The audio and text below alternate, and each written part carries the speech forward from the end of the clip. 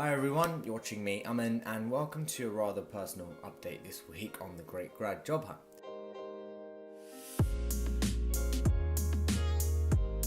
So, what do I do when things haven't gone the way that I wanted? Now, in the last few months, I'd spent my time researching, working out, and deciding what I wanted to go into. I'd spoken to people, I'd used my uni's career service, I'd done online tests and whatnot, and then I dedicated a lot of time and effort selectively applying for a few graduate schemes here and there. Now, with a couple of them, I ended up getting very close to the job. One in particular, I'd made it through about 4 stages of the application process, and I'd got to the final assessment centre where I had to endure 4 aptitude tests, I think 3 interviews, and I was there for about 5 hours. And a couple of weeks later, I got the call that I'd only just missed out. And how did that make me feel? Obviously, I was disappointed, I was let down, and I'd put so much work into preparing for this role. I had practiced interviews, tests, I'd researched the company and whatnot, but ultimately it didn't work out in the end.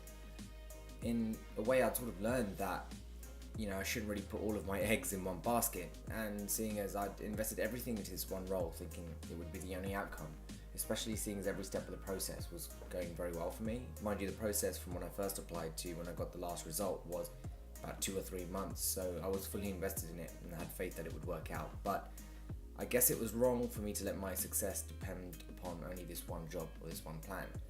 Now, naturally, this had put me in a bit of a slump. I'd slowed down with my job hunting process, felt demotivated, I was frustrated, and I felt quite a bit hopeless at times. But I knew that I had to keep moving and still push myself despite these setbacks. So, how am I getting out of my slump? And how am I advancing on my search for a graduate job, and what am I doing now?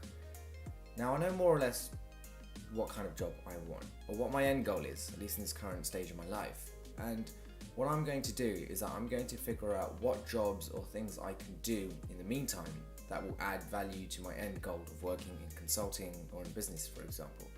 So let's say, for example, if I'm able to volunteer for a charity a little bit every week, I know I'll have the chance to develop, let's say, my communication and my interpersonal skills, which I'd be able to evidence when I'm applying for consulting roles, and that should be able to help me when I'm applying for those sort of roles in the future. So hopefully I'm able to further refine and develop the skills that I acquire from whatever I do now, and that would help me towards my end goal, the job that I'm looking for. But obviously, at the same time, I'm still going to carry on with applying for graduate schemes, and I'm not going to rule that out, so I'll still be doing that. But most importantly, I'm going to be sure to give myself strict deadlines in what I'm doing.